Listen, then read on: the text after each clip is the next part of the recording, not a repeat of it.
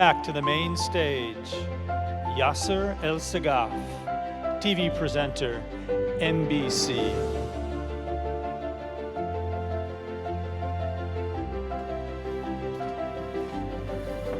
All right, great. And I'm back again. I'm sure you haven't missed me so much. But in this session, we'll be speaking to one of our great panelists here today. The session will focus on the premiere of Motorsports, the future of sports. I welcome the CEO of Formula One and KSA, Mr. Martin Whitaker. Welcome. Yes, good to be here. Yeah, I would like to say, or take this opportunity to say, as a Saudi, hosting the pinnacle of global motorsports makes me proud.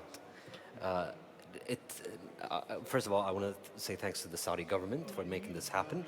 It entails way more than just an amazing racing action on one of the fastest tracks on the F1 calendar. Can you tell me what this does to a hosting city in the short term and the long term? Hosting such a pinnacle global motorsport. Well, first of all, I think you're absolutely right. Having an event of this nature in Saudi Arabia is phenomenal. Yeah. And I too am proud. And I have a staff of 300 people working on the ground. Wow. 40%, by the way, of them are women, which is great. Oh, this is great. Which is, and they're all very proud as well. Amazing. But Jeddah is a port city. It's a fantastic venue. It gives us an opportunity to stage a race right on the shores of the Red Sea. But importantly, it brings Formula One, which is a global spectacle. 500 million people will watch this race. We will be the sporting focal point for the world that one weekend. So it's an opportunity for not only creating awareness, but more importantly, it's an opportunity to create a profile for the kingdom, a profile for the city of Jeddah, to create interest from business as well, business worldwide. Formula One is a fantastic platform for developing business. So all in all, this is a phenomenal event which showcases Saudi Arabia and obviously the port city of Jeddah. Amazing. That is the most important part of it. Motorsports has typically been a proving ground for advanced technologies that shape the future of the automotive industry. There's amazing transformation happening in this sector. What impact can we expect current and future technologies to have on the sport? Well, there are a lot of changes going on in Formula One right now. A lot of changes in sport in general from a motorsport perspective. A lot more focus now on hybrid engines, new technology coming in to look at sustainability. Yeah. Formula One is changing its engine technology for 2026. So we'll see new hybrid engines that rely much more on electric power.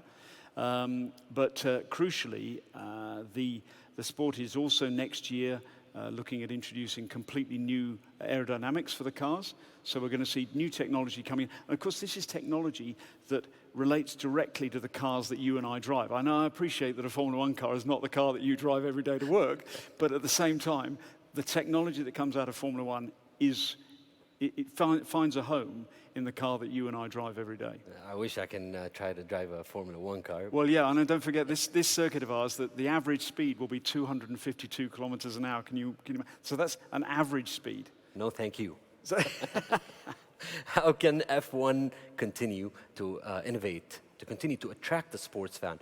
What have you done to attract the Saudi youth today? I think this is very important. I mean, this is a country with, 75% of the population is under the age of 35, I believe. The youth, everybody loves cars here. We know that. We see this as an opportunity not only to engage with the young fans, but also to produce a race that is a differentiator. A differentiator not only for the Kingdom of Saudi Arabia, but also more importantly for Formula One. As I mentioned, Formula One is a sport that's expanding rapidly. It's got massive viewership. We're seeing new races now, of course. Miami next year. We've already got, we'll see a race in Qatar this year as well. So 4 races in the Middle East, would you believe? More races, a new race in St. Petersburg in Russia next year. But crucially, we want it to be a differentiator. So we want our track to set some new boundaries for Formula One. The way people watch Formula One, and this gets back to the point about young people, the way people watch Formula One is changing. You don't always need to sit in a grandstand and watch the cars go past. People want to be entertained. They want to experience Formula One, the noise, the smell, the passion. So, for example, you'll see we're building a lot of restaurants along the promenade area between the racetrack and the shores of the Red Sea. Amazing. The idea is that people can fine dine while they're watching the race. Now, that's a lot different than most other races around the world. So these are some of the little ideas that we're putting in. And then also, I think we're going to be the first race worldwide that will be run completely on 5G, which is pretty unique as well. Our primary sponsor is STC, so they're really happy about that, as you can imagine, and we're pleased to have them with us. So communicating with the youth, communicating with spectators, making the journey to Formula One something special. So sitting from our sofa at home and watching maybe the race last weekend and suddenly thinking, I want to be in Jeddah on December the 5th. Yeah. I'm going to get on my phone, I'm going to get on my smartphone, I'm going to book everything. My ticket, my restaurant, my fun in the fan zone and the fan village, all the activities. I'm going to be able to find out how I can get to the track, what I can do at the track, how I can get away from the track, what the concerts are. So there's an awful lot that we can do to engage with the young people. So you have created an easy platform for people to actually access all the tickets, to enjoy the event in general. Yeah, and look, we haven't got time to go through all it now, but there's a lot of technology built into this race, not only on the track, but also off track. In the spectator areas and the fans. I actually am from Jeddah, and I have friends that live on the Corniche, in one of the tallest buildings in the Corniche, and I actually overlook the track. They're going to go get a amazing. great view. I'm watching you, Martin. We need to make sure they get a ticket. I will. I'll get a ticket, but I'm going to watch it from up there. The kingdom has planted itself firmly on the global motorsports map, hosting a wide portfolio of world-class events, F1 being the fastest and the greatest. How do you see the industry developing? Let's say globally, and as a Saudi, I want to know regionally. How is it developing? Well, as we said earlier, the sport is changing, and it has to change. Sustainability and environmental concerns are clearly at the forefront of everything we do nowadays. That's clear.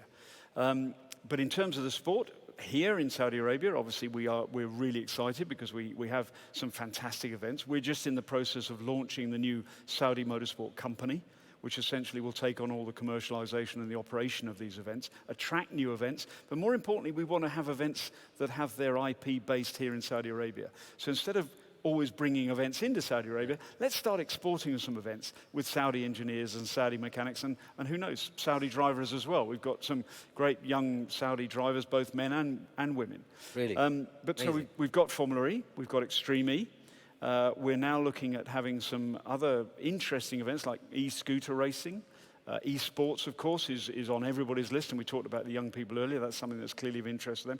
You can now join the grid in the Formula One race at the back of the grid. Or you don't have to be at the back of the grid. Hopefully you're somewhere up the grid. But then there's things like even airspeeder racing.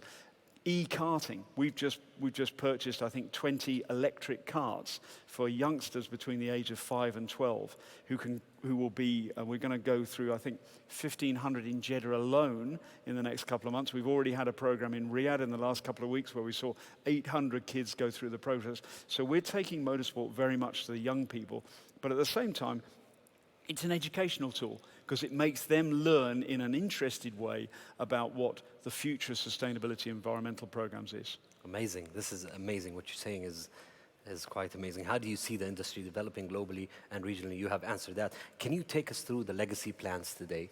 Yeah, I think this is very important. This is something, as you know, we work with the Ministry of Sport. The Ministry of Sport is very, very keen that we have a sustainability and a legacy program for the circuit. So we are one of 23 countries in the world. We're members of an exclusive club who stages a Formula One race, which takes us back to my business platform that we talked about earlier and the exposure. But crucially, it gives us the opportunity to demonstrate that we can give something back to the city of Jeddah. So you know Jeddah. Many people who are from Jeddah and from Saudi will know that there's a wonderful Corniche where tens of thousands of people every night are on the Corniche enjoying the family activities. We're now going to extend that Corniche all the way up to the new marina that we're building, so another 3 and a bit kilometers.